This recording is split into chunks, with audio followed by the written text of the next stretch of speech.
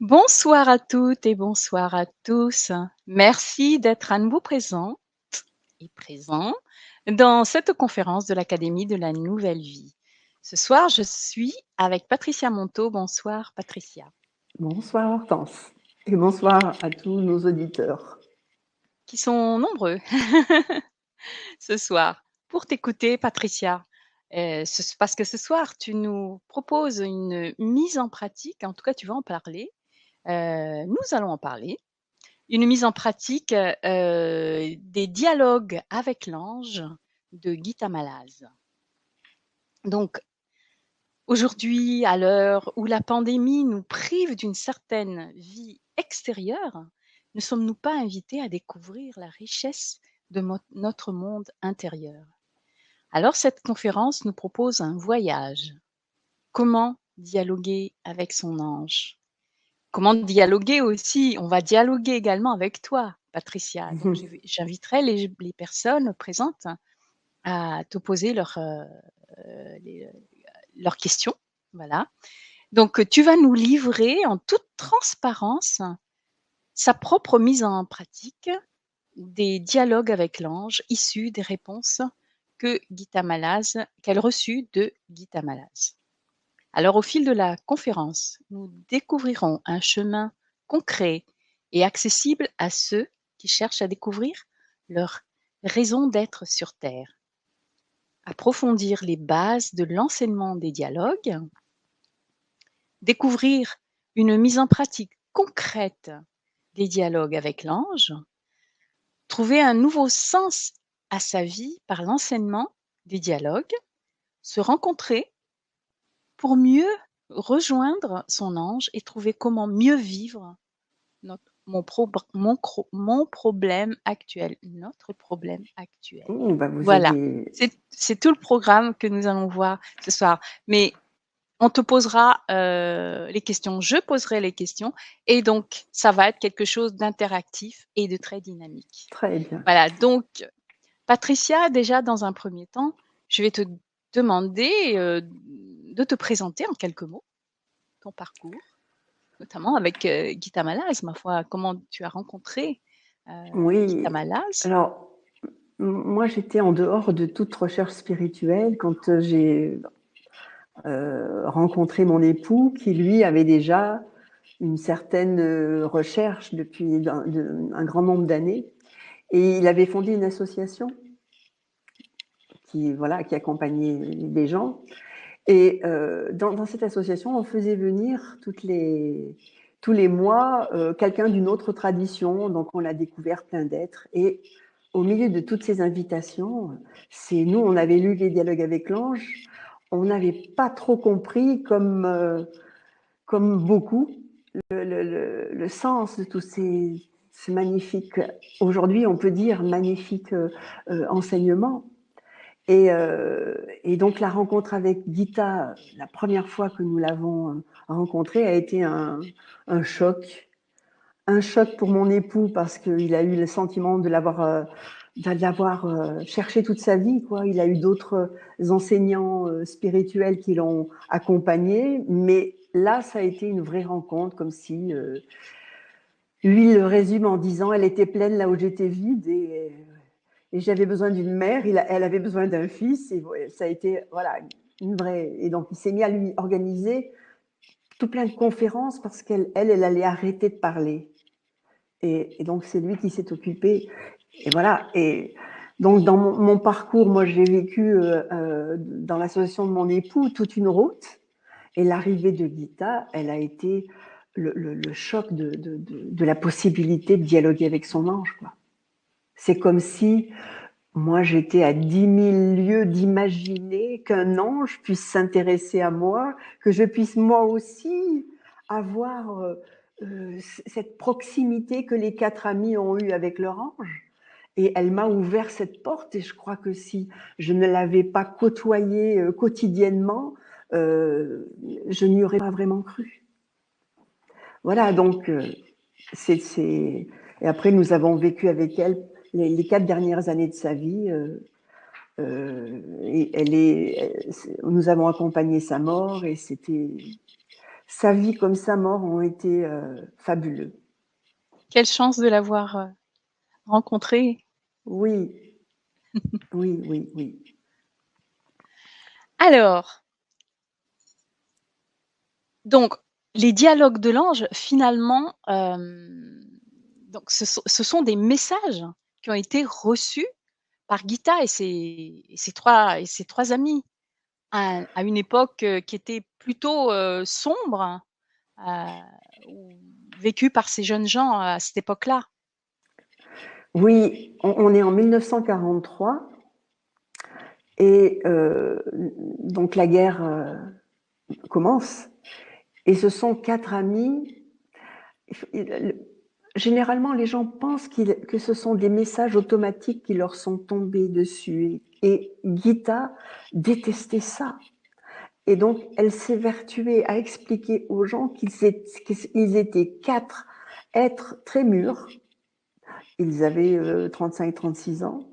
Ils étaient tous les 4 avec des métiers où ils gagnaient bien leur vie. Très moderne. Il y avait une qui était professeure de dessin, Anna, Joseph, designer de meubles. Il y avait Gita qui était peintre, hein, qui faisait des affiches de publicité, et puis Lily, professeure d'expression corporelle. Et ils avaient tous les 4 un véritable intérêt pour l'évolution de l'homme. Donc en même temps qu'on parle d'eux, on peut se référer aussi à nous. Quelles sont les conditions nécessaires pour que ce dialogue ait lieu? La première condition, c'est une vraie envie d'être juste. Ils avaient une vraie envie de comprendre qu'est-ce que c'est quoi, qu'est-ce qu'il est attendu de l'homme. Alors, ils se sont plongés dans des lectures de textes traditionnels, la Bhagavad Gita, Lao Tzu, la Bible. Ils ont un peu voyagé dans différentes traditions. Il y avait donc 3 juifs et puis Gita qui était catholique non pratiquante. Aucun pratiquait sa religion. Mais ils ont étudié la route que peut prendre l'homme pour aboutir à son accomplissement total. Et le deuxième ingrédient, toujours d'actualité pour nous, ils étaient en pleine guerre. Le nazisme, allez, dans une abomination qui terrassait tout le monde. Et eux, au lieu de se mettre à accuser le monde entier, à accuser cette guerre, à accuser ces horreurs, ils se sont arrêtés sur eux-mêmes, en se remettant en question eux-mêmes, en se demandant, mais où nous-mêmes faisons de petites guerres quotidiennes qui un jour aboutissent à cette grande guerre, quoi. Où est-ce que nous-mêmes avons fait des erreurs encore aujourd'hui dans nos vies pour que, en fin de compte, l'homme soit dans une telle erreur et perdu le sens de la vie, quoi. Où est-ce que nous-mêmes, nous ne sommes pas justes? Alors, ils se sont réunis pour partager. Et puis, comme c'était trop, en parlant, enfin, ils répétaient sans arrêt les mêmes choses, ils tournaient en rond sur leurs problèmes. Ah, mais ça, on connaît bien aussi. Nous connaissons tous le fait de pouvoir partager nos problèmes, aller dans des prises de parole avec d'autres, aller. Mais un jour, ils se disent, il faut qu'on aille plus loin. Alors, ils essaient de mettre par écrit l'endroit, faire un bilan de leur vie. Et une fois que le fait de le mettre par écrit oblige, comme dit Gita, à dire l'essentiel, à trouver les mots justes, à résumer. Donc, toute cette condensation de l'endroit où ils en étaient chacun a fait que quand ils se sont retrouvés, eh bien, Anna a senti en elle quelque chose qui était plus profond que la simple amitié, comme une vérité qu'elle sentait plus au-dessus de toute intelligence. et de toute affection. Et là, c'était la plus mûre de tous, Anna. Elle avait à la fois les pieds sur terre et elle était très intuitive. Et là, eh bien, quand même, la première phrase que l'ange de Gita lui dit, il lui dit, on va te faire perdre l'habitude de poser des questions inutiles. Parce que ce qu'elle avait fait sur son cahier, ce n'était qu'un ramassis de choses répétées et elle ne s'était pas assez bougée intérieurement pour avoir des réponses, quoi.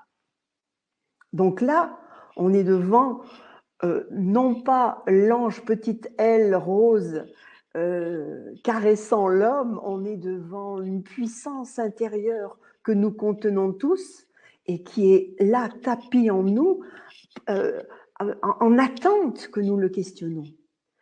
Et donc, si on veut, si on suit la route de ces 4 amis pendant 1 an et demi, et il y a 135 entretiens, tout au long de chaque entretien, les anges n'arrêtent pas de solliciter les 4 amis pour qu'ils questionnent. C'est complexe de questionner, hein, mais ils sont en attente. Allez, questionne, demande. Sans demande, nous ne pouvons pas donner. La demande est le signe d'un manque. Alors nous pouvons le combler. Voilà la grande aventure. Ils ont eu le courage de se remettre en question, première étape, de faire le bilan de leur vie, deuxième étape. Et la troisième étape, ça a été de ne cesser, de semaine en semaine, de questionner toujours plus loin, de mettre en pratique dans la semaine et ensuite de questionner leur ange pour avoir la suite de leur vie. Et cette pratique justement de questionner, est-ce que aujourd'hui, c'est toujours valable? C'est toujours valable cette façon de faire pour, communiquer avec son ange? Alors, j'aime bien prendre la comparaison avec l'adolescence que nous avons tous vécue et les premières rencontres amoureuses avec l'autre sexe. Et on a tous eu des étapes. Eh bien, il y a exactement les mêmes étapes dans la rencontre amoureuse avec notre ange. Rappelez-vous comme au départ, nous avions le béguin pour un garçon ou pour une fille, allez, et nous osions à peine le regarder, nous osions à peine le toucher, et que voilà, petit à petit, allez, on glisse un petit mot. Et on est tout émoustillé juste d'avoir frôlé sa main par hasard, quoi. Eh bien, il y a avec l'ange ce même enthousiasme juvénile du départ, et on passe tous par là avec, voilà, là, mon ange. Et dans quelque chose de très lointain, de très... le simple fait de voir une petite plume par terre, « Ah mon Dieu, c'est lui, c'est mon ange qui me... » Et donc, c'est adorable, mais ce n'est pas encore l'étreinte amoureuse. Et après, allez, regardez le temps qu'on a mis pour toucher la main, pour aller caresser un peu plus près, et jusqu'à l'acte sexuel. Dites donc, quelle route d'intimité, d'oser se mettre à nu. Eh bien, il en est de même avec le dialogue avec notre invisible, l'étreinte avec l'invisible. Nous passons d'une enfance qui parle à son ange, et puis une maturité qui se fait guider par lui.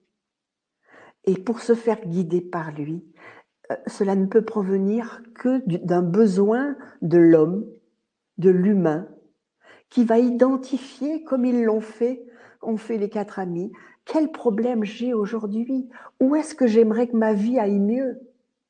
Et que la première étape de tout dialogue, c'est de se présenter à son ange.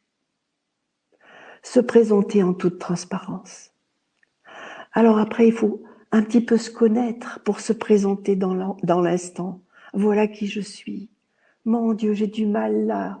Regarde comme j'ai peur, même de toi, là, dans cet instant. Je pense que tu vas pas me répondre. Être rentrer dans un ici et maintenant en, en, en se présentant dans toute notre intimité du moment. Et plus on va être sincère, plus on va quitter le monsieur ou madame je sais tout pour se mettre voilà, totalement en attente d'aide. Eh bien là, c'est cette première étape qui nous rapproche de notre ange, qui est déjà beaucoup plus adulte. Et plus on va être sincère, plus on va avoir besoin d'une vraie réponse, et plus on va appeler chez notre ange la même vérité de réponse, la même sincérité, la même puissance. Alors après, une fois qu'on s'est présenté, c'est mais quelle est ma question? Qu'est-ce que c'est complexe de trouver sa question? Parce que sur un problème, on peut avoir 1000 questions. Mais en réalité, il n'y en a qu'une qui va soulager la douleur de maintenant, quoi. Donc, ce n'est pas une petite histoire d'Angelo. C'est vraiment une croissance intérieure qui nous permet de grimper au sommet de notre humanité pour pouvoir entendre le divin, on va dire. Et donc, ces Mais questions, elles évoluent au fur et à mesure que nous grandissons. Elles sont celles du jour. Elles sont celles du jour. Et voilà, après, il y a une manière, une fois on s'est ouvert par une question. Ouh là là, moi au début, mon ange a mis 6 mois à me faire poser une question. J'ai mis 6 mois parce que une fois je disais oui, je ne sais pas ce qu'il faut faire et mon ange me disait négation. C'est pas une question, c'est une négation, je ne sais pas. Après, j'affirmais, peut-être que c'est bien ça, hein. C'est une affirmation. Il ne pouvait pas me répondre, il ne me répondait qu'en me montrant qu'il n'y avait même pas de point d'interrogation au bout de ma question. Parce que je n'arrivais pas à m'ouvrir, parce que je n'arrivais pas à m'en remettre, parce que c'est très complexe. Tant qu'on parle avec quelqu'un que l'on voit, voilà, on a des appuis visuels, mais là. Et après, une fois que on le sait quand on l'a lâché, cette vraie question, parce qu'on a un peu peur de la réponse, on a le cœur qui bat, quoi. Et ça fait silence. Quand on a trouvé sa vraie question, tout se tait en nous. C'est comme si on ouvrait un espace à l'intérieur de nous où ça va pouvoir répondre. Et là, eh bien, les dialogues disent écoute ton premier sentiment parce que la tête reste en arrière. Et donc, c'est vraiment un apprentissage très complexe de faire confiance aux premiers sentiments qui nous traversent. Que ce soit une image qui nous parvienne, que ce soit un souvenir d'une rencontre qu'on a faite, que ce soit une intuition, que ce soit un souvenir d'enfance, que ce soit, voilà. Il va nous répondre par plein d'impressions. Parfois, c'est un bruit à l'extérieur qui est la réponse. L'ange est mais partout, dehors, dedans. oui, justement, Patricia, à propos de la réponse, justement, lorsqu'on lit le livre, on a l'impression que, enfin, ça passe par Anna, mais donc ce sont vraiment des réponses, dialogues, c'est vraiment des mots prononcés par Anna. Oui, C'est pas seulement c'était pas seulement des impressions. non, parce que on a la réponse, mais c'est à l'homme à la traduire en mots. L'ange ne parle pas en mots. Et si on regarde, Gita nous avait expliqué les deux grands moments de ces dialogues qu'ils ont eus. La première partie, les 40 premiers entretiens, et surtout les premiers, Anna, à la fin de chaque entretien, reprenait ses notes avec ses amis et elle disait: ah non, c'est pas ce mot-là, j'ai mal traduit. Ah non, là il faut que je reformule. Ah là il faut que je fasse. Là j'ai eu un dessin, un schéma. Alors elle griffonnait les schémas ou les dessins ou les images qu'elle avait perçues. Et comme elle était artiste, dessinatrice, elle a eu beaucoup voilà, de réponses. Mais c'est comme si, petit à petit, c'est une maturité. Hein, c'était une femme intérieurement très, très mûre pour pouvoir traduire de cette manière-là, aussi rapidement. Et petit à petit, surtout vers la fin des entretiens, allez, ça coulait. C'est comme si elle n'avait plus besoin de traduire. Elle traduisait automatiquement ce qu'elle sentait. Donc, c'est un apprentissage pour nous humains. Gita recevait de nombreux dialogues. Les gens lui envoyaient par la poste beaucoup de leurs dialogues.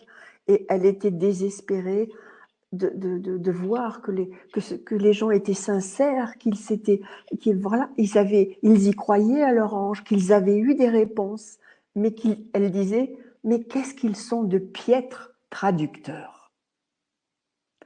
Et ce qui doit se dire, la vérité qui doit se traduire en une phrase, ils ont mis 2 pages. Alors il n'y a plus d'anges, il y a 10% d'anges et il y a 90% d'humains, d'intelligence. C'est un entraînement, comme on peut s'entraîner sportivement, on peut s'entraîner à un instrument et on devient de plus en plus performant. Dialoguer avec son ange, ce n'est pas donné, ce n'est pas gratuit, ça ne tombe pas sur des élus qui, eux, ont bien de la chance.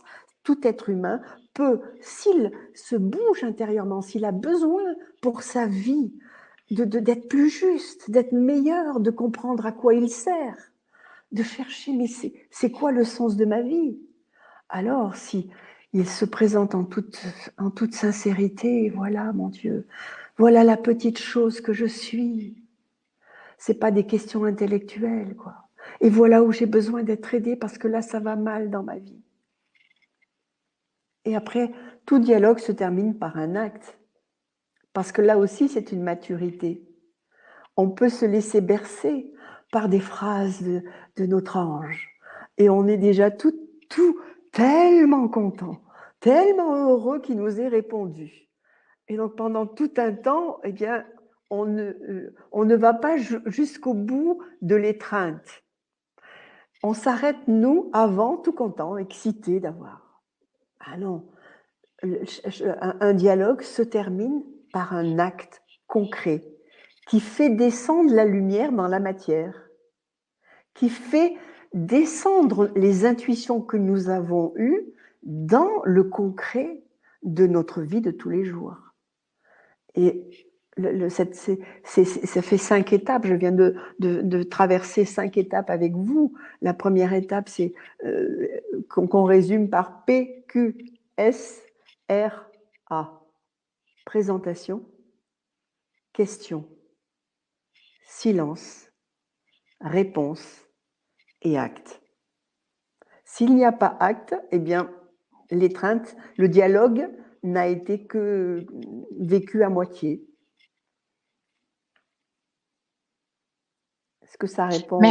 Merci Patricia. Alors j'ai un commentaire de Johan qui dit peut-être que tu pourrais réagir, répondre à Johan. C'est pas vraiment une question, c'est un commentaire. Hein. Il dit Johan, en vous lisant, écoutant, on pourrait dire que interroger son ange, c'est dialoguer avec soi. Et comme tout dialogue, il ne peut être constructif et vraiment exister que si on est suffisamment au clair avec soi-même pour vraiment écouter la réponse de l'autre sans trop de filtres aveuglants. Oui, je crois que c'est le résumé des deux grandes parties des dialogues, c'est-à-dire la première partie des dialogues que les 4 amis ont eus. Gita l'appelle les dialogues thérapeutiques. C'est-à-dire qu'il n'y a pas de dialogue avec l'invisible tant que nous ne savons pas dialoguer avec nous-mêmes et tant que nous ne savons pas qui nous sommes. Il y a d'abord une rencontre qui doit se faire avec nous et nos coulisses intérieures avant de pouvoir rencontrer le sommet de nous-mêmes, quoi. Et que notre partie humaine doit être vue et aimée pour avoir accès à notre partie divine. Alors, évidemment qu'il y a, tout commence par une connaissance approfondie de soi-même, quoi. Est-ce que je sais qui je suis? Est-ce que je connais mes misères? Est-ce que je connais, voilà, comment je répète mon histoire à longueur de journée? Parce que sinon, évidemment, que c'est notre intelligence qui répond, c'est notre humanité qui répond, et on pourrait le prendre pour l'ange.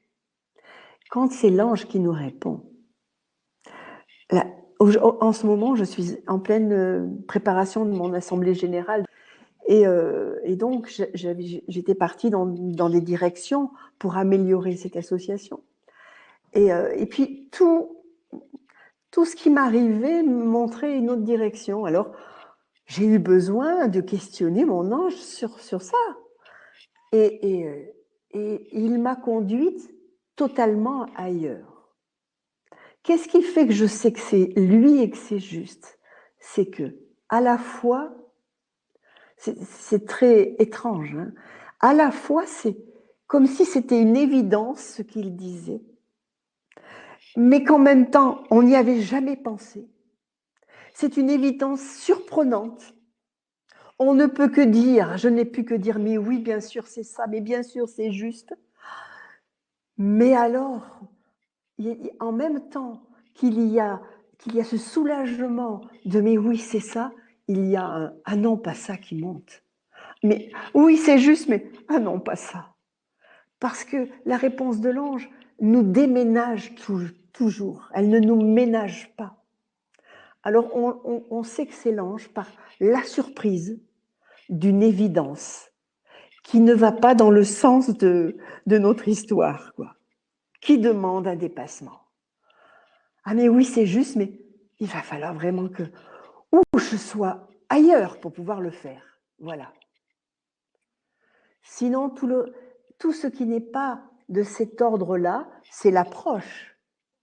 Ça ne veut pas dire que l'ange n'est pas là, mais il y a beaucoup trop d'humanité encore. Et c'est de question en question, de sincérité en sincérité, qu'à un moment donné, on est embarqué. Il y a quelque chose qui se fait naturellement. Et justement Patricia, je dans les réponses de l'ange, on voit bien que les réponses sont très, très courtes. Il n'y a pas Oui. de en fait, l'ange ne disserte pas. Non. C'est on reste dans quelque chose de très c'est ça qui est difficile d'ailleurs, moi je trouve C'est très, très, très complexe. Parce c'est que il répond l'ange répond enfin au enfin, à travers Anna, l'ange répond avec des mots très à la fois directs et complexes, en fait. Moi, je trouve que il faut finalement moi, quand je lis le livre, les réponses de l'ange, je dois revenir plusieurs fois sur les réponses. En fait, les mots de l'ange pour finalement peut-être intégrer en moi ce que ça fait en moi. Et c'est là où j'aimerais te poser cette question. Est-ce que les messages finalement qui sont contenus dans le livre de Gita, est-ce que, ces messages sont valables pour tout le monde? Est-ce que c'est encore actuel? ouh là là, oui.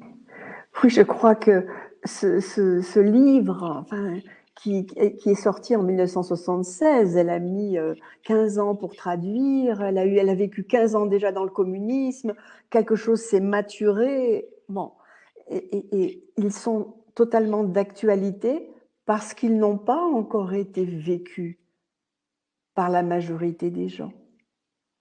Vous comprenez que cette description de la route de l'homme vers sa tâche, il faudra que tous, nous ayons tous une tâche pour qu'une autre expérience amène d'autres éléments pour la suite de la vie de l'homme après sa tâche. Et donc, il est d'actualité parce que personne ne connaît la route de sa tâche. Et donc, je ne sais plus ce que vous me disiez Alors, au tout je début. je je Oui, vou je voilà, voulais la savoir si les messages, condensation. on peut Oui, encore les prendre actuellement, si c'est on encore peut, actuel à notre on- époque? Parce que c'était quand alors, même une époque assez spéciale, hein. oui, totalement. Mais Oui. regardez, vous parliez du fait que c'est très condensé. Quand on dialogue, et c'est Gita qui nous l'a appris, hein, quand on dialogue, l'ange nous donne mais une centaine d'informations en même temps. C'est comme s'il y avait, c'est très affolant à un moment donné, c'est très affolant parce que on perçoit une immensité qui nous échappe.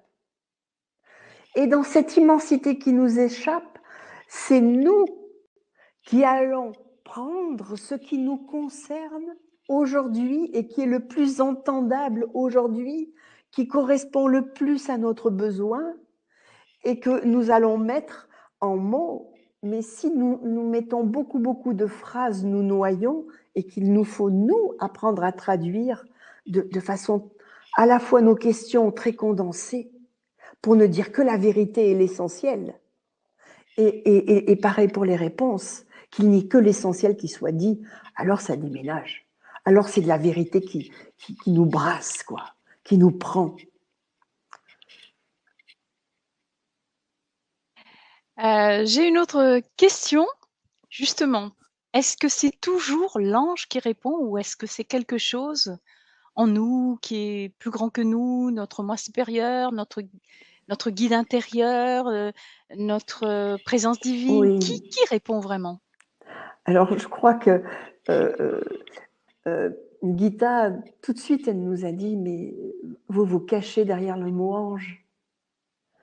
Le mot ange, il a une connotation religieuse, il comprend voilà, une certaine dimension de l'invisible, mais chacun a trouvé le nom de cette partie de lui qui sait mieux que lui. Et elle nous a fait faire cet exercice de dire, mais pour vous qui est l'ange, et chacun de nous a à s'arrêter pour se dire, mais ma partie meilleure, pour moi, c'est qui? Cette partie invisible de moi, elle est quoi? Ma conscience? Elle est mon guide intérieur? Elle est quoi? Mon conseiller secret? Elle est mon compagnon de route? Mon amant? Ah, mais selon la manière dont on va nommer cette partie de nous, eh bien, on aura un rapport qui correspondra à la manière dont on l'a nommée. L'ange, le mot ange contient quelque chose. Ce qui a fait à un moment éclater de rire Gita, et quand mon époux a donné sa propre définition, on avait le mot l'intuition. Mon intuition, c'est l'ange.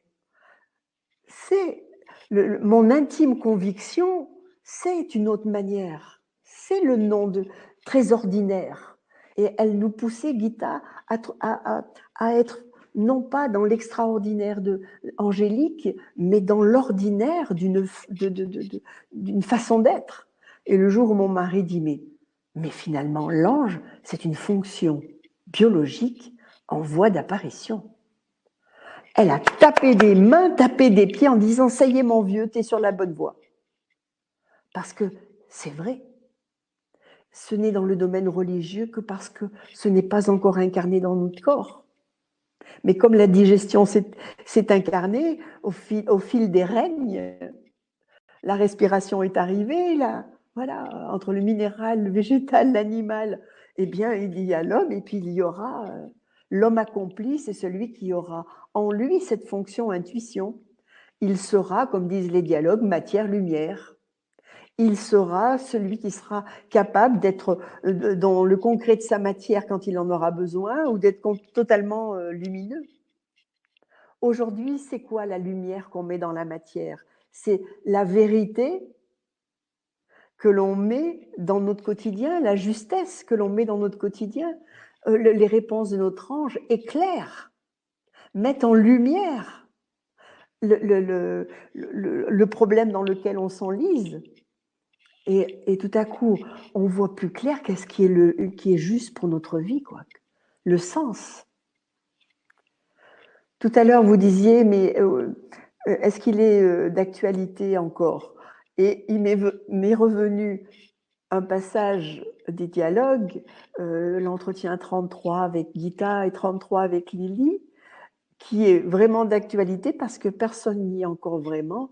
C'est quand l'ange dit à Gita, mais où est votre joie de vivre?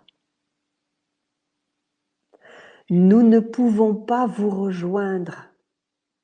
Nous ne pouvons pas vous greffer s'il n'y a pas de joie de vivre. Et je sens la musique de l'ange quand il le dit. Il dit, mais qui aime vivre?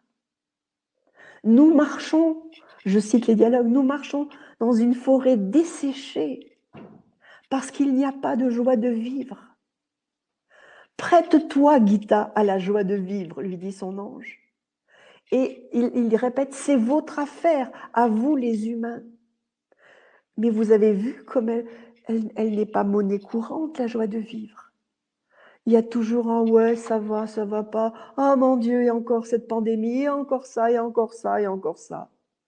Et mais qui? Donc tant que et ça répond aussi à l'intervention de cette personne tout à l'heure.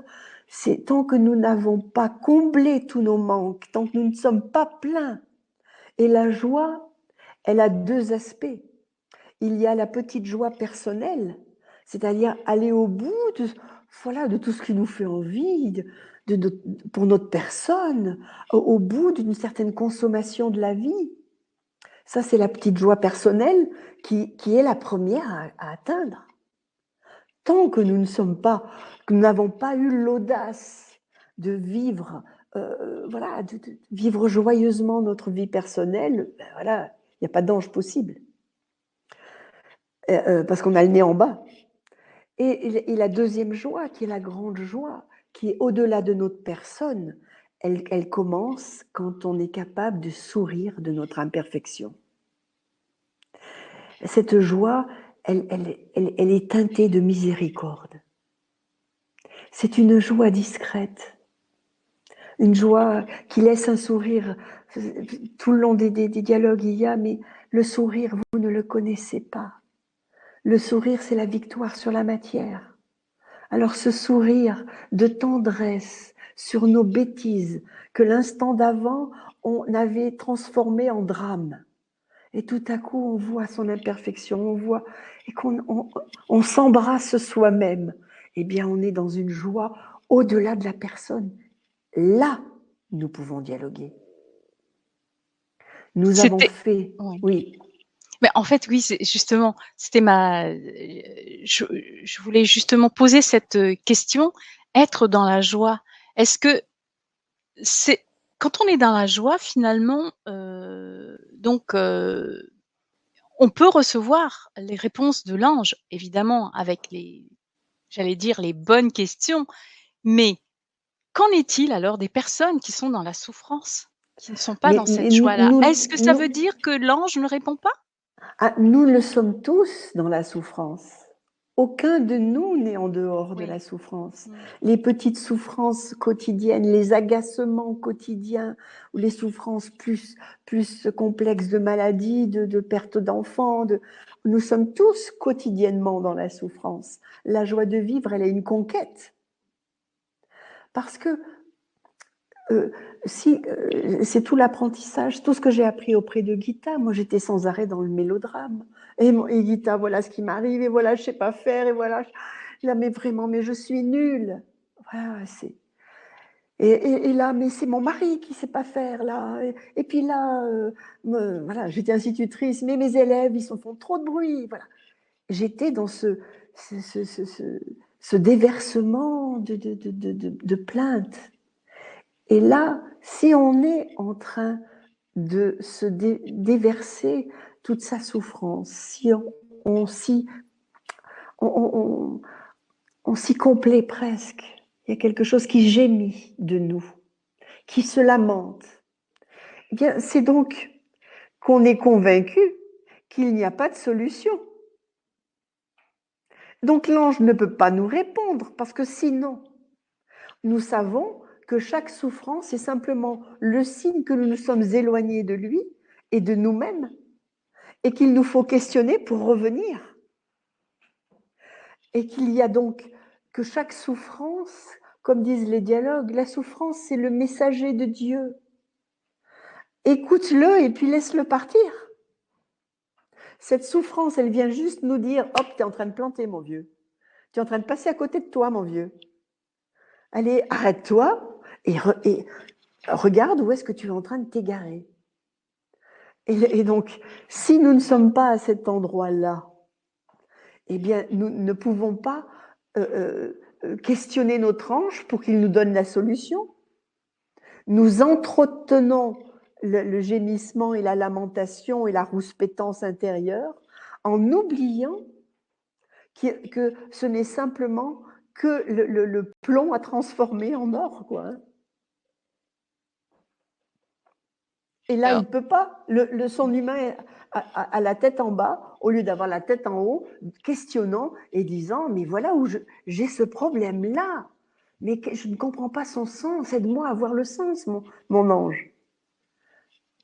Et donc, la première joie, cette joie-là, c'est une joie simplement de s'être vu.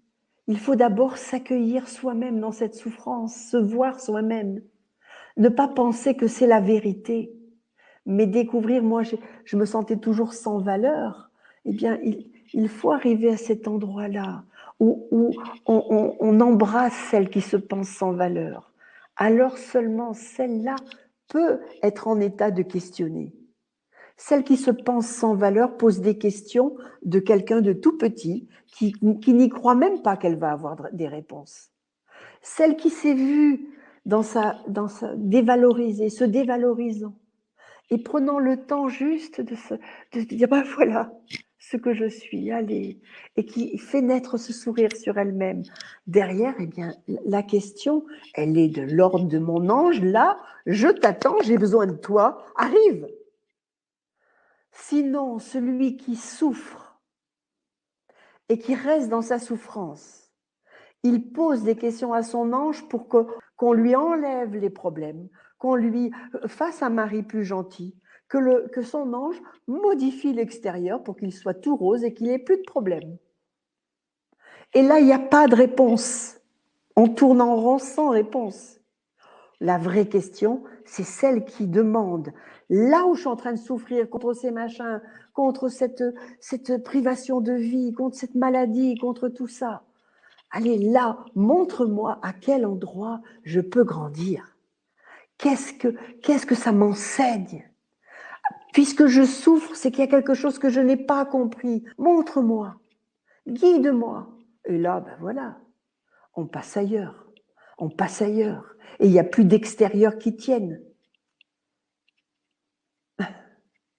merci Patricia, merci beaucoup pour cette réponse. D'ailleurs, il y a Johan qui rajoute, Johan qui a déjà fait le commentaire tout à l'heure à propos de la clarté en soi. Tout à fait d'accord. Par expérience, c'est le choix d'un point de vue qui permet la connexion avec cette part angélique. Si on choisit la souffrance aveugle et stérile, qu'on résiste à ce à quoi elle nous met en face, on crée un mur énorme qui nous sépare de la lucidité que peut apporter l'ange. Voilà, Oui, tout à fait. c'est l'apport aussi à ta réponse, l'apport aussi de Johan qui complète la Oui, c'est réponse. tout à fait ça. Il y a en nous deux forces. Et que les dialogues développent, que les entretiens dans les dialogues développent, il y a deux forces. Une force qui détruit et une force qui construit. Il y a en nous la force de notre passé, de notre histoire, de tout ce qui nous est arrivé enfant et que nous répétons adultes. Et celui qui a été abandonné continue à souffrir et à avoir peur d'être abandonné. Alors il se raccroche exagérément et du coup il se fait abandonner. Donc on est dans ces forces qui nous détruisent petit à petit et à un moment donné, il y a un réveil en nous qui dit stop, ça suffit. Et on peut donc prendre la force qui construit.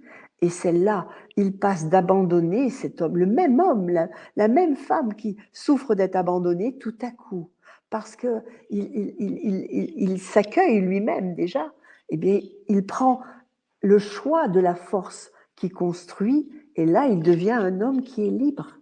Celui qui est abandonné, c'est la version négative de la liberté. Il est libre. Alors, comment il va profiter de cette liberté? Alors, il ne souffrira plus de l'abandon. Et il se découvrira lui-même avec ce qu'il a à faire. Tu te détruis et tu construis en premier lieu toi-même. Tu détruis et tu construis en premier lieu toi-même. Donc Merci d'abord, beaucoup. à rencontrer son humanité imparfaite jusqu'à en sourire et devenir un imparfait heureux. Surtout pas imparfait, un imparfait heureux. Et c'est l'imparfait souriant qui est au sommet de lui-même pour pouvoir rencontrer son ange et le questionner et l'entendre. L'imparfait qui boude, qui rouspète, eh bien, il ne peut rien entendre et il n'entend que lui. Il n'entend que le brouhaha de sa misère. Il faut l'avoir calmé, sa propre misère, ses propres commentaires. Et là, c'est tout un chemin. Il faut une dizaine d'années pour être tranquille avec soi-même, sinon 15. Alors après, voilà, après ça devient il n'y a plus rien qui grésille en nous et on sait faire silence. Alors la petite voix de l'ange, on peut l'entendre.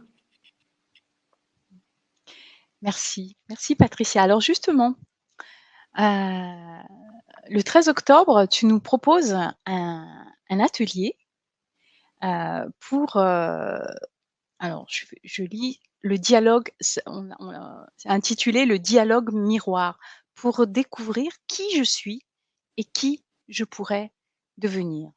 Tout ce qui me touche en dehors, de manière positive ou négative, que ce soit un agacement ou une admiration, me parle en permanence de qui je suis et de qui je pourrais devenir. Que ce soit un paysage, un objet, un animal, quelques phrases d'un livre ou encore une personne, je peux pressentir que ces événements parlent de moi. Mais il me reste encore à traduire précisément ce qu'ils ont à me dire pour aboutir à un acte dans ma vie. Ce dialogue miroir qui se pratique en 5 étapes est accessible à tous. Il suffit de se laisser accompagner pas à pas. Voilà, voilà donc ce que tu vas nous proposer ce 13 octobre. Alors, je crois que c'est un mercredi, oui, le mercredi 13 octobre à 20h30.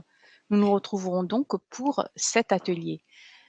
Est-ce que tu pourrais en parler un peu plus de cet atelier justement, ce sera un atelier pratique, hein, Alors, oui, c'est un sur atelier comment pratique, bien sûr. finalement permettre aux personnes, enfin, tu me diras, mais c'est pour permettre aux personnes finalement de savoir justement euh, arriver à ce dialogue, arriver à entendre ce dialogue, les réponses de notre ange.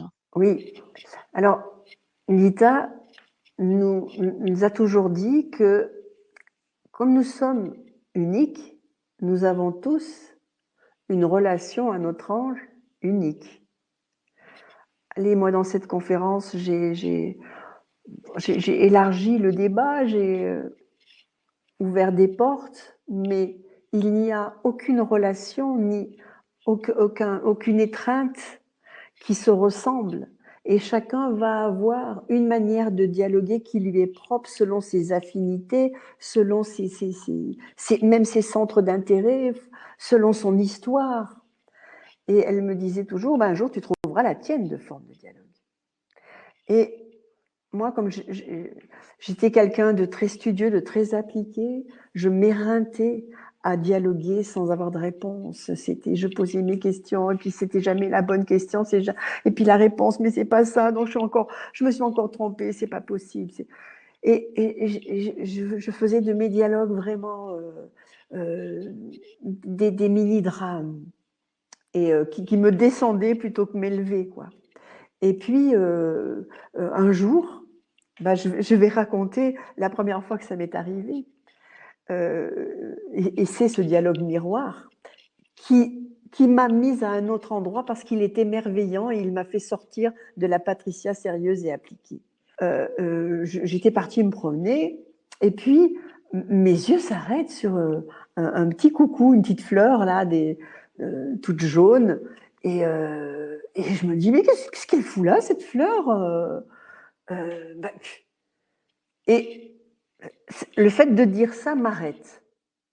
Donc le dialogue miroir, il commence toujours comme ça. C'est qu'on n'y s'y attend pas. Mais il y a quelque chose qui nous agace ou quelque chose qui nous bouleverse positivement. Et là, j'étais agacée par ce coucou. Je me dis, pourquoi tu parles comme ça et je m'entends dire, mais on est au mois de janvier.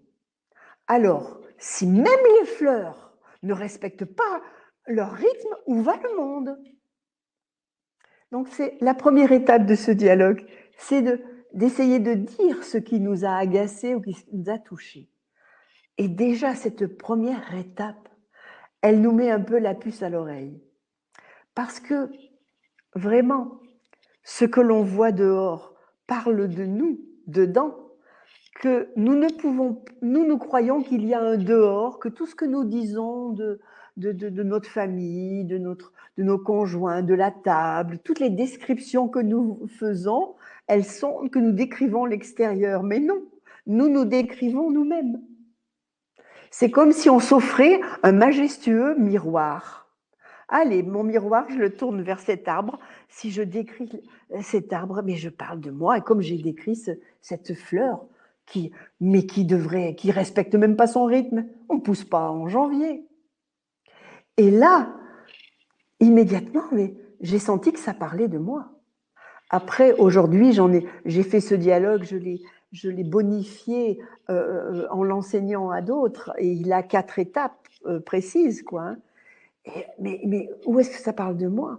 Et je me suis vue dans l'instant, dans une marche à la hussarde, ne prenant aucun plaisir dans ma marche, ne regardant rien du tout, ne dégustant rien, avançant comme ça, quoi.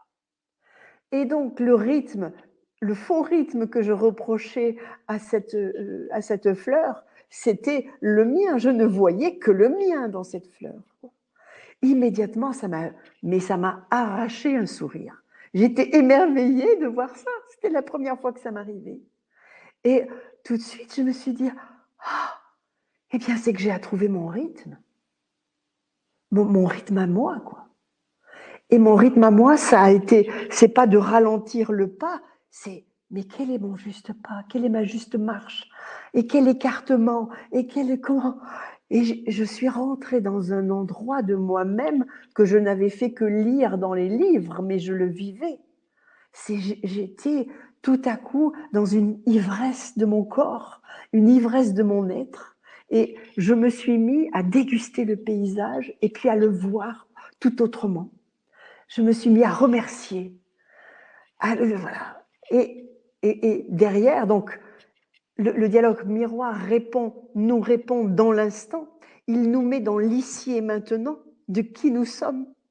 Et nous ne voyons dehors que ce que nous sommes dedans. À embrasser, alors nous devenons quelqu'un d'autre. Si nous en sourions de ce rythme, que nous n'essayons pas de le corriger, mais de l'embrasser, le faux rythme, eh bien, il se transforme en juste rythme. Et là, après, derrière, j'étais dans des questions qui n'étaient plus appliquées. Et je dis à mon ange, mais je vois, mais toute ma vie est ça. Et c'est là que il m'a, et que j'ai questionné sur, mais c'est quoi le juste rythme d'une journée? Et c'est là que j'ai eu ce magnifique enseignement qui s'est fait en plusieurs fois et qui s'est fait après avec Gita et Bernard sur le fait qu'une journée est remplie d'obligations, de besoins et d'envies et qu'il faut qu'on trouve le juste rythme de nos obligations pour qu'elles ne prennent pas toutes nos journées, de nos besoins et puis de nos envies qui nous élèvent. Donc, c'était un... Et quand je suis revenue et que j'ai dit ça à Gita, elle m'a dit « Eh ben, t'as trouvé ta forme de dialogue. C'est ton ange t'a attrapé par surprise et toi, il faut qu'on t'attrape par surprise. » Et aujourd'hui encore, c'est toujours émerveillant d'être arrêté par quelque chose et puis d'aller au bout de « mais qu'est-ce qui me touche ?» dans cet arbre qui n'a pas peur de pousser et qui continue, même si c'est l'hiver, et ça y est, on démarre.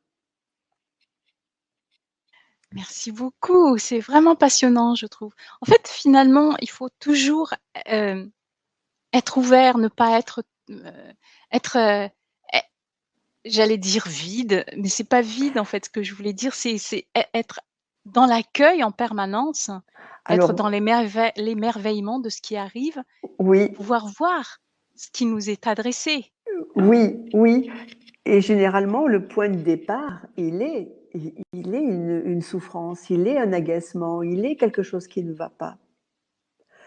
Nous ne serons jamais dans la meilleure partie de nous en nous levant le matin. C'est quelque chose, si nos deux natures, un jour l'homme sera dans sa nature supérieure, pour l'instant il est dans sa nature ordinaire et il fait de petites traversées vers son ange et sa nature meilleure, le meilleur de lui-même, cette autre dimension que nous pouvons tous avoir. Et il s'agit, le propos de notre vie, c'est de trouver par n'importe quel moyen comment faire, comment encourager ce meilleur, comment se donner dans notre emploi du temps des horaires, des rendez-vous. Parce que c'est impossible d'être ouvert et accueillant avec tout ce qui arrive. Non, nous sommes dans le fonctionnement répétitif de notre histoire. Et il nous faut des arrêts par la vie, par des événements, pour que... Alors le dialogue miroir, il est beaucoup plus light parce que ce n'est pas une souffrance. On attend d'être interpellé par notre ange. Et la première chose, le premier contact qu'on peut avoir avec notre ange, c'est là où nous sommes touchés. Parce que l'intelligence, la tête explique, analyse, et le cœur, qui est le début, qui est celui qui va nous faire rencontrer notre ange, il est touché. Donc il nous faut trouver toutes les conditions qui vont réunir le fait d'être touché. Là, dans le dialogue miroir, eh bien, on est touché par quelque chose et à partir de ça, on sait que c'est notre ange qui est en train de nous donner une information, de nous donner un message de vie et nous avons non pas à dire « Ah, mon Dieu, comme ça me parle », nous avons à trouver la route pour faire parler la fleur, l'arbre. Et dans cet atelier, c'est dans la pièce où les gens seront. Sans rien faire, tout à coup, on est « Ah bah tiens, ce tableau, ah bah dis donc, pourquoi il l'a fait en noir et blanc? Il aurait bien pu le faire en couleur. Ah bah ça aurait été vachement mieux en couleur. » Et ça y est, ils vont tous démarrer avec quelque chose de totalement ordinaire et où on va faire parler « Tiens, qu'est-ce qui vous touche là-dedans? » Mais il n'y a pas de vie, il n'y a pas de vie. Et après, quand on sera allé au bout des deux premières étapes, il y aura la troisième, c'est mais où est-ce que ça parle de moi? Et là, il nous tombe dessus un événement concret de notre vie où nous sommes cet été noir, ce noir et blanc qui manque de vie. On le voit, notre ange nous montre dans une image inspirée de nous, dans notre présent, à quel endroit nous sommes éteints. Et c'est un choc. Hein. Et après, la fin de ce dialogue, c'est comment se réallumer, comment mettre les couleurs qui manquent. C'est très impressionnant. Moi, je suis bluffée chaque fois. Chaque fois. Merveilleux. Ouais. C'est merveilleux. Ben voilà, hein. Donc, ce dialogue miroir qui se pratique en 5 étapes, hein, donc on va le voir dans cet atelier justement, accessible à tous donc, il suffit de se laisser accompagner pas à pas, avec voilà, avec Patricia. Alors j'ai encore 2 questions de Johan, Ah, heu, mais donc il est qui assidu. connaît bien apparemment, les dialogues de l'ange, donc de Gita. Johan qui dit: «J'aurais 2 questions». Alors on va commencer par la première, hein. Comment Gita a-t-elle tenu le coup entre, nazisme, puis mort de ses amis, puis communisme, en ayant en plus reçu ses rendez-vous avec sa part angélique? Quelle force! Comment a-t-elle tenu? Alors, c'est une question que j'ai posée à Anita. Je lui disais: «Mais heureusement que tu avais ton ange pendant le communisme». Et elle s'arrête, elle me regarde, elle dit: «Mais je l'ai oublié, mon ange. Nous ne sommes pas plus forts». Elle dit: «On était sous le rouleau compresseur du communisme. Je n'avais du matin au soir qu'un seul souci, c'est comment gagner de l'argent pour faire vivre les 7 membres de ma famille, mon père, ma mère, mon frère, sa femme, parce qu'ils avaient été excommuniés. Et donc c'était elle qui devait les nourrir. Elle était épuisée le soir et la journée recommençait. Et donc elle n'avait aucun espace. C'est pour ça que tant que nous sommes dans une vie qui est d'une vie de survie, la place à, à notre ange, elle n'existe pas dans nos journées. Il faut survivre. Elle courait du matin au soir, quoi. Épuisée, d'ailleurs, les photos d'elle, c'était pas la même, quoi. Et elle était très coupable de la mort de ses amis. Elle pensait que c'était de sa faute, qu'elle aurait pu les sauver, quoi. C'était très, très, très douloureux. Et puis, on ne mesure pas ce que c'est que cette vie. C'est tous les jours, les enfants trahissaient leurs parents, les dénonçaient, et donc il y avait sans arrêt des familles juste à côté qui étaient emmenées, quoi, hein. Et donc on ne pouvait pas parler, rien dire. Elle ne pouvait parler à personne de l'ange, parce que tout de suite, elle aurait été... voilà, ils ont été déportés dans des goulags, dans des... Voilà, bref. Et elle avait une seule chose qui la mettait en vie, qui continuait à la mettre en vie, c'était d'aller en montagne.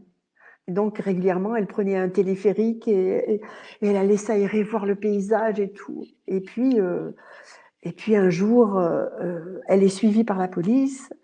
Elle essaie de s'échapper. Partout où elle est, il y a des policiers qui la traquent. Et là, n'ayant même plus ce secours extérieur de la nature, elle crie à l'aide. Elle appelle son ange à l'aide. Sauve-moi, mais trouve-moi, je peux plus, je n'en peux plus. Mais il a fallu ses 15 ans. Et là, elle a une image d'elle dans une ville, voilà, elle a tout avec un petit papillon, dans un champ. Et ce lieu, elle le retrouvera en France, quoi.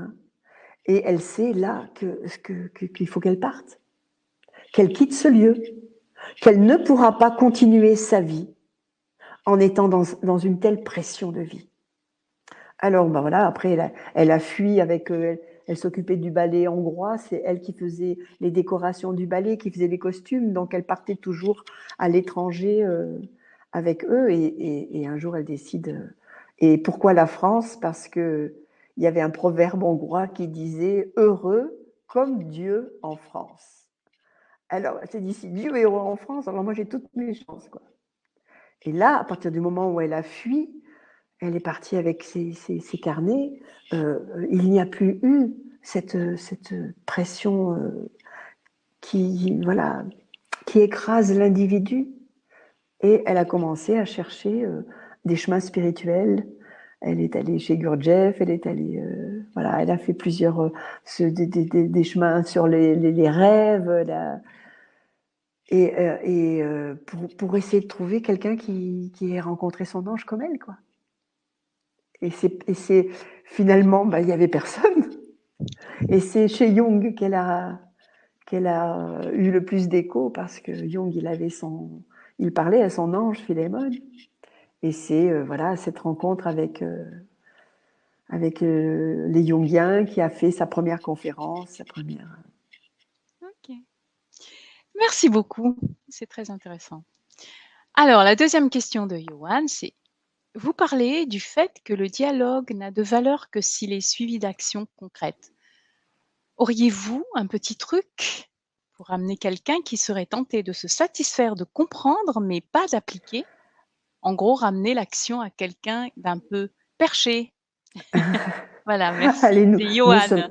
nous Merci, sommes tous merci un... Johan pour vos Oui, questions, hein. c'est un joli humour. Oui. Nous sommes tous un peu perchés. Et après, il faut faire la part des choses. Il y a parfois des dialogues qui sont des dialogues de connaissance et qui, eux, n'aboutissent pas à un acte, et qui sont, qui nous font découvrir un pan de la vie humaine, qui nous font découvrir voilà, des choses et qui restent au niveau de la contemplation. Mais quand il s'agit de nos vies, c'est quand il s'agit de nos vies. Et nos vies, elles ont deux contenus. Il y a d'abord le contenu de notre vie personnelle, et les actes vont nous permettre d'améliorer notre rapport avec nos enfants, avec notre mari, dans notre travail. Et donc, le truc que j'ai, c'est toujours terminé par un où, quand, comment. Ou ce que j'ai entendu, ce que j'ai senti qui pourrait être plus juste dans ma vie, je vais pouvoir le faire. Aller dans mon travail, où je vais le faire, comment je vais le faire et quand je vais le faire. Et moi, mes dialogues, ils se terminent par ça. Il faut une date, il faut un moment, il faut...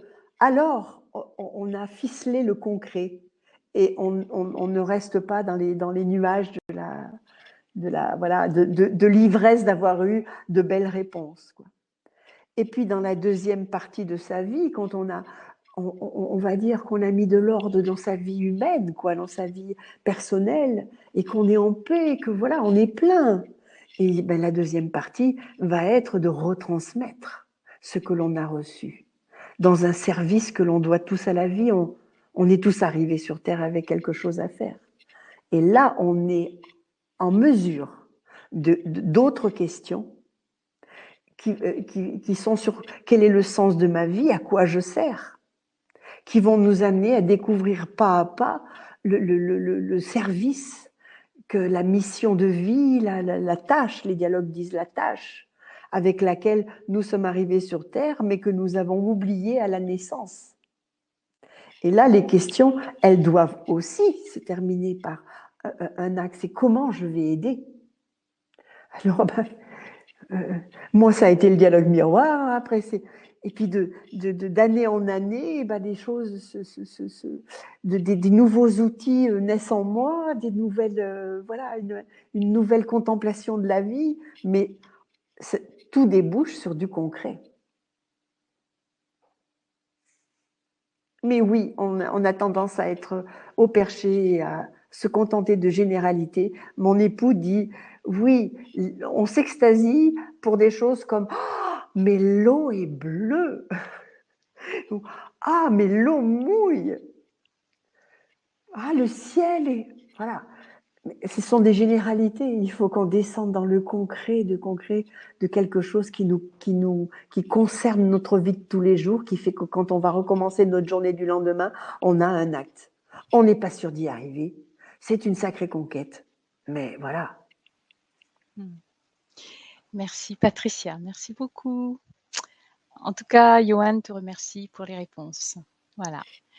Alors, Sophie qui demande: en ce moment, je ressens de la tristesse par rapport au manque de liberté.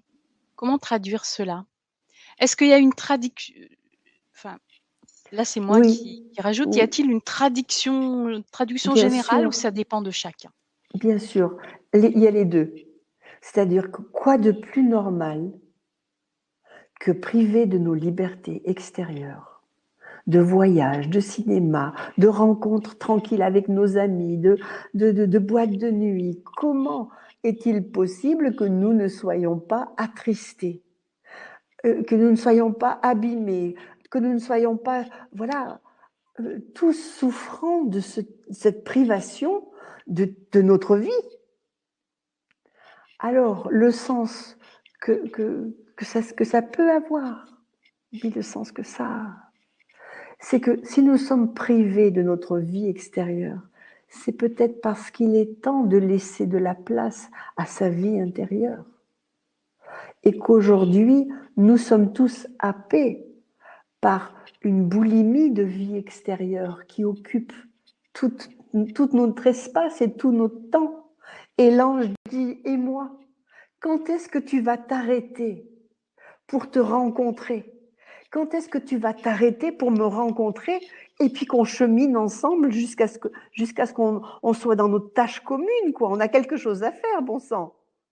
Alors, c'est comme si toute la vie, parce que c'est quand même quelque chose qui arrive à toute l'humanité, comme si la vie disait, allez, allez, petit humain, arrêtez-vous, stop. Il y a une vie intérieure que vous avez à découvrir, une vie de foi, une vie de partage, une vie d'amour. Et celle-là, elle n'a pas besoin d'extérieur. Alors un jour, on aura un peu de vie extérieure, un peu de vie intérieure, mais les deux cohabiteront. Et la rencontre avec soi-même, c'est un intérieur. Il existe plein de moyens de jouer avec soi. Entre Gita, Bernard et moi, nous avons inventé 80 moyens de vivre avec son intériorité, de se rencontrer dans l'ivresse du meilleur de soi. 80 jeux, 80, voilà, 80 visites de notre intériorité pour passer de notre nature ordinaire à cette nature souriante que nous pouvons être. Et mon époux s'occupe aujourd'hui, depuis une dizaine d'années, de prisonniers au Texas. Et il leur a envoyé toutes les semaines un jeu, donc traduit en anglais. Et là, eux, le maximum de confinement, c'est quand même eux, hein, qui ne peuvent, ces prisonniers qui sont en plus sans arrêt, voilà, maltraités. C'est très, très, très, très violent, quoi, ce qu'ils vivent. Et là, on vient de recevoir, il y a 3 jours, la lettre d'un prisonnier qui dit, mais ces jeux, mais mon Dieu, mais merci, ils m'ont sauvé, parce que, oh mon Dieu, mais on n'a plus besoin de rêver un extérieur, on a tout là. On peut s'amuser avec soi juste dans notre cellule, mais même si les gardiens nous disent voilà, nous maltraitent, quoi. Et cette lettre, elle est vraiment le symbole de euh, petit à petit, avec confinement ou sans confinement, nous serons confinés par la vieillesse. La vieillesse, c'est un confinement ordinaire, sans pandémie. C'est-à-dire que petit à petit, on ne peut plus bouger, on ne peut plus sortir, on ne peut plus manger, on ne peut plus regarder, on n'a plus les oreilles, on n'a plus les yeux, on n'a plus les dents, on n'a plus les jambes. Et qu'on va finir sur un fauteuil, entre un fauteuil et un lit, et après que dans le lit. Alors là, c'est le confinement maximum. Et bon, peut-être que c'est un entraînement, celui qui n'a jamais appris à vivre avec lui-même et avec son ange, à dialoguer, à le sentir. Mais celui-là, quand il est tout seul, il devient aigri et il devient dépressif ou il devient violent. Et d'accord, mais s'il a appris dans sa vie adulte ce dialogue avec son invisible, cette étreinte amoureuse, c'est de l'amour, c'est de l'amour. Moi, je n'ai pas un ange, je me sens aimée. Je me sens aimée par les événements qui m'arrivent, je me sens aimée par la moindre petite chose que c'est de l'amour. Alors, on est un amoureux qui a tout son temps pour être qu'avec son grand amour qui est l'ange. Et peut-être le Christ et peut-être Dieu. C'est un sacré voyage qui commence, qui met la puce à l'oreille à l'homme avec cette pandémie. Alors, soit tout le monde va essayer de vouloir revenir comme avant, ou alors cette pandémie qui dure quand même. Ça n'a pas été juste un simple épisode de grippe et qui dure et qui crée plein de problèmes. Eh bien, est-ce que là, on va s'arrêter pour pour se rencontrer soi-même, rencontrer sa vie intérieure, si riche, si intense. C'est merveilleux. Alors, moi, j'ai une question, mais je vais déjà répondre à la question d'Evelyne qui demande s'il vous plaît, quelle est la durée de l'atelier? Tu as une idée ou en général, ça dure 1 heure et demie, un peu comme la conférence, hein? Voilà, Mmh. au Voilà, maximum 1 heure et demie. voilà, C'est le grand voilà. maximum, 1 heure et demie, oui. D'accord et donc ça, c'est pour, l'atelier. Parce que Hem, l'atelier se décompose en 3 parties. La première partie, je présente le dialogue miroir. mmh Une deuxième partie, j'accompagne chaque étape mh. les personnes qui font ce dialogue du miroir qui va durer une demi-heure. Et après, il y a une demi-heure de questions-réponses. Voilà, Donc donc voilà, s'il n'y a pas de questions, ben, ça dure 1 heure. Et sinon, s'il y a des questions, sinon on c'est repré voilà. répondra. C'est exactement alors je ne sais plus, il y a une personne qui répondait justement comment ça va se passer l'atelier. Ben voilà, ça se passera comme ça, c exactement comme aujourd'hui. Vous allez avoir un lien, on sera en direct comme aujourd'hui. Pour les personnes qui pourront pas être en direct, eh bien, ils auront le replay de l'atelier, mais ce sera, en direct comme aujourd'hui. Voilà, la construction, la structure de l'atelier, c'est ce que vient de dire Patricia tout à l'heure et vous aurez bien sûr, ce sera interactif puisque vous aurez des questions. Vous pouvez poser vos questions et auxquelles, on apportera, donc des réponses. Ouais, surtout Patricia. Mmh. Et alors, Sarah demande s'il faut parler aux anges à voix haute. Tout est possible. Après, quand on formule notre question à voix haute, elle a plus de présence et elle résonne à nos oreilles dans sa justesse ou sa non-justesse de manière beaucoup plus forte. Mais on peut le faire par écrit, questionner notre ange par écrit, sentir la réponse et mettre par écrit cette réponse qu'on traduit, quoi. Ce qu'on a senti, tiens, je me souviens, moi, voilà. Donc là, tout se passe par notre intériorité et puis par écrit. Et l'écrit, on va dire, et la manifestation permet de concrétiser ce que l'on a senti, sinon c'est très confus si on ne le formule pas. Il y a les dialogues qui se font comme ça, le dialogue miroir se fait de soi à soi, quoi. Hein. Tiens, qu'est-ce qui me touche et on peut aussi questionner son ange à voix haute, mais la réponse, elle ne sera pas, elle sera intérieure. Et là, c'est toujours plus engageant, quoi. Hein. Moi, je le fais rarement, mais là, voilà, ça me stimule d'avoir entendu ça. Je dis tiens, je ne le questionne pas à voix haute. Ouf, c'est pas rien à voix haute. Oui. Mmh. Merci beaucoup. En tout cas, quand on commence, c'est bien de l'écrire. C'est le dialogue de base de le faire par écrit. De poser une question, Mmh. et vraiment, on ignore à quel point le premier sentiment, c'est lui. Il faut le saisir, mais c'est vraiment lui. Et au début, on se dit, oh, non, ça ne doit pas être ça, je suis en train de penser à ça, non. Et il nous faut prendre cette première chose. Tiens, je pense au film que j'ai vu hier. Faut l'écrire, c'est la première chose. Et après, on re-questionne, mais c'est quoi? Ben, où est la réponse dans ce film? Et il va nous répondre partout, partout, partout, partout, partout. Merci beaucoup. Ah, encore une question à propos de l'ange, bien sûr, c'est la conférence, sur l'ange.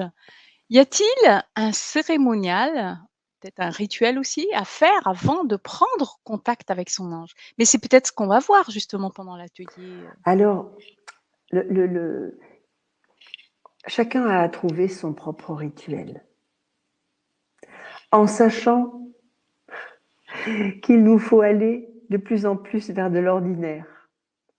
Si ça aide quelqu'un voilà, de mettre une bougie, bah, qu'il mette une bougie. Mais le vrai rituel, c'est de se présenter. C'est ça qui nous met en route vers notre question et vers notre ange. C'est comme si cette sincérité attirait immédiatement notre ange. Et quand on était avec Gita, on était mais totalement coincés. Le jour où elle nous dit bon, je vois bien que vous avez du mal à dialoguer. Bon, on va dialoguer ensemble. Allez, demain, 3 heures, on se retrouve après le café. Et là, mais c'était panique à bâbord parce que enfin, moi, je me disais, mais mon Dieu, mais on va vivre des choses comme ils ont vécu eux. Ah, mais ça va se passer comment? Mais j'ai peur.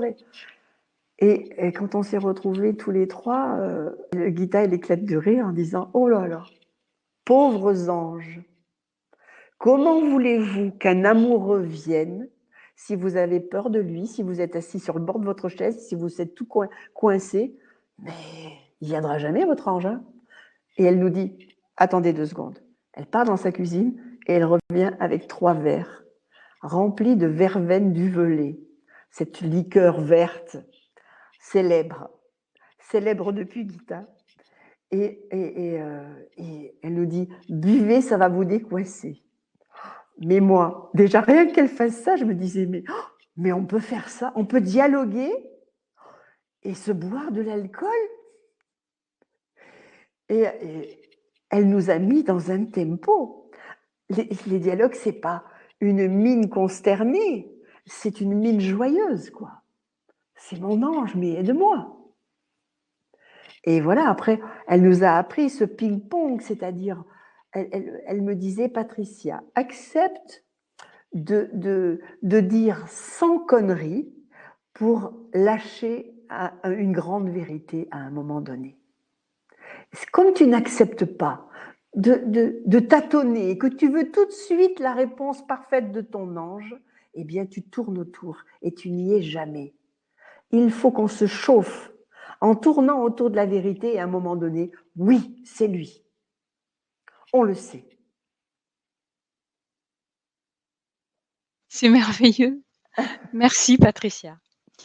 Alors, voilà, moi je vais donc inviter encore les personnes qui voudraient venir, à l'atelier, sur le dialogue miroir, hein, qui sont donc pratiqués en 5 étapes, hein, donc accessibles à tous, hein.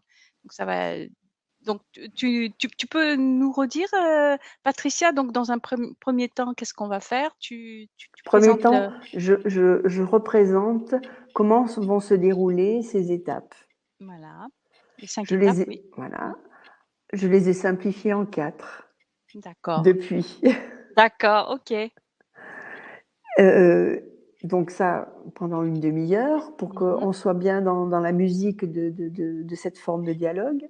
Mmh. Après, pendant une demi-heure, je vais faire dialoguer les gens, les accompagner, étape après Mmh. étape. Et donc, ils Super. feront aller dans la pièce, qu'est-ce qui les touche. Chacun écrira ce qui le touche. Voilà. Et puis, généralement, il y a un chat qui Oui, tout est à fait, comme en même aujourd'hui. temps. Mmh. Alors, j'ai déjà des indications avec ce que disent les personnes. Et voilà, ça me fait rajouter des choses qu'ils n'ont pas comprises, quoi. Et Mmh. puis la deuxième étape, troisième étape, quatrième étape, D'accord, jusqu'à OK, l'acte, bah, jusqu'à super, l'acte. super, on sera vraiment dans la Et puis après, pratique. chacun pourra se faire accompagner dans ce dialogue s'il n'est pas arrivé jusqu'à l'acte. À quel endroit il a eu des difficultés, à quel endroit, parce que de toute façon, ce sont 4 étapes d'amour, quoi. C'est une ascension d'amour. Et le fait de faire simplement une marche, elle nous met déjà dans un état d'amour, quoi, hein. Et puis la deuxième, et puis la troisième, voilà. Magnifique!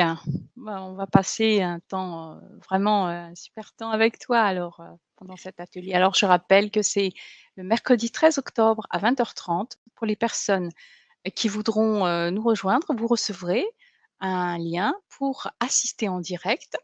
Si vous ne pouvez pas assister en direct, vous aurez le replay de toute façon, de l'atelier. Donc, voilà, les personnes donc qui sont dans le chat pourront cliquer, sur le lien qui est là en direct. J'ai mis aussi dans le chat, vous avez le lien bleu, vous pouvez cliquer dessus. Je vous rappelle que vous avez la possibilité de payer en 3 fois. Donc pour vous faciliter vraiment l'accès à cet atelier. Et puis pour les personnes qui vont regarder le replay, toute la description de l'atelier sera en dessous de la vidéo et sur YouTube, il y aura aussi un replay, dans lequel il y aura un lien en dessous de la vidéo pour accéder à l'offre. Voilà. Alors nous avons des merci en ligne.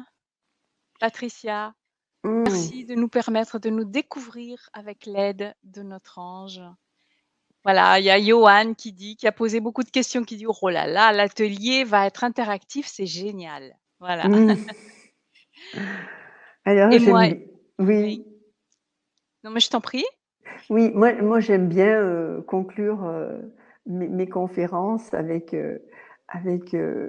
le sentiment que j'ai souvent, d'être la déléguée des anges, la responsable syndicale des anges et que, ils sont très, très, très souvent au chômage.